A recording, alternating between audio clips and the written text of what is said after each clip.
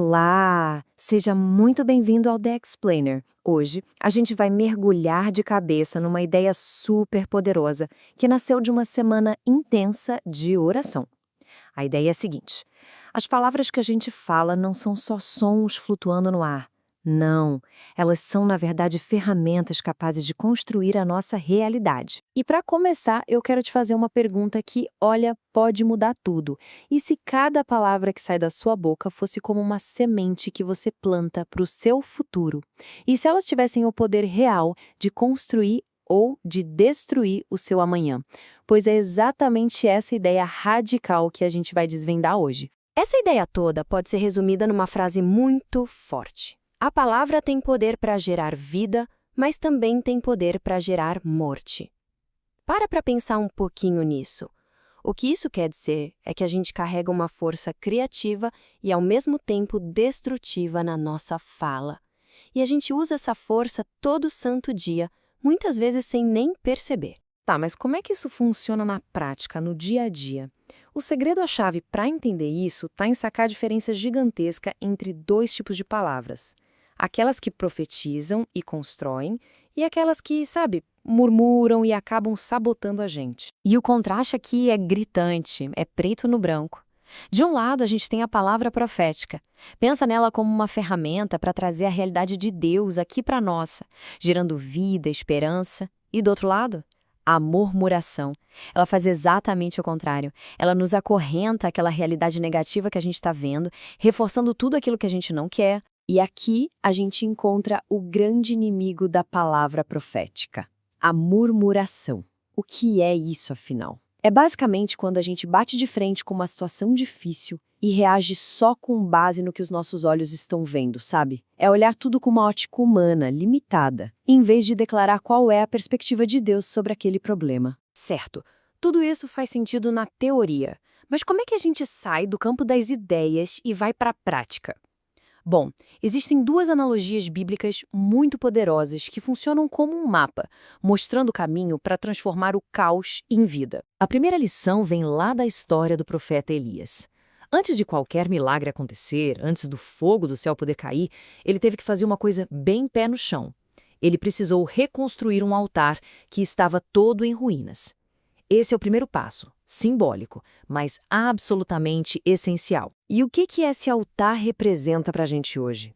Pensa nele como uma metáfora para o nosso coração, para a nossa vida. A ideia aqui é bem simples. Para a gente ver o poder de Deus se manifestando do lado de fora, primeiro a gente precisa dar uma olhada para dentro, restaurar o que está quebrado e entregar o controle para Ele. E isso, claro, leva a gente para uma pergunta bem pessoal, que vale a pena a gente se fazer.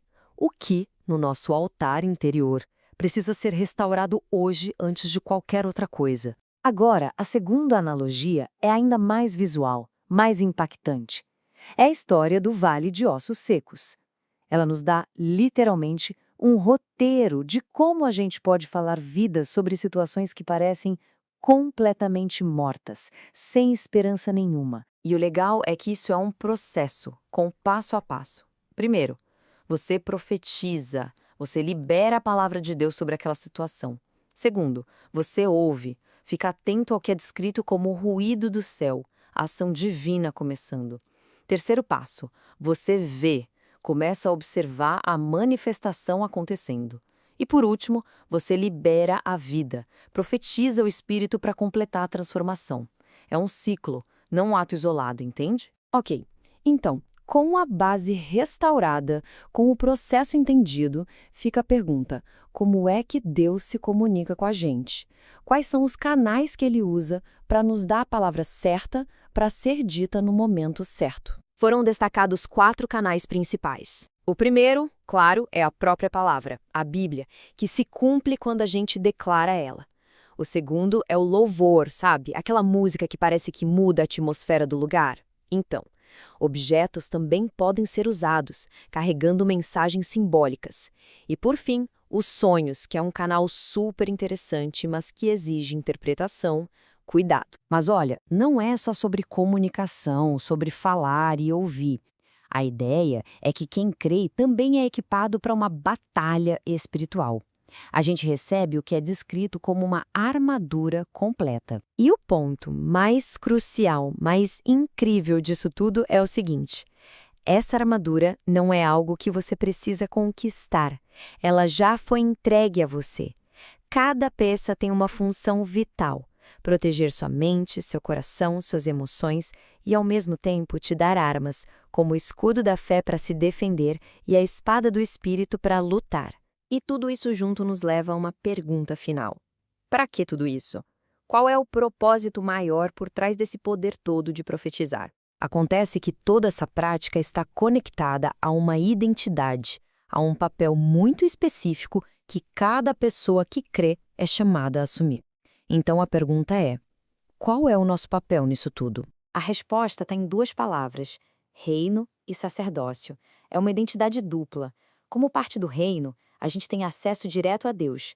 E como sacerdócio, a gente tem a responsabilidade de trazer o governo de Deus para os nossos ambientes aqui na Terra. Então, a grande conclusão, o grande pulo do gato é este: você é chamado para ser um transformador de ambientes.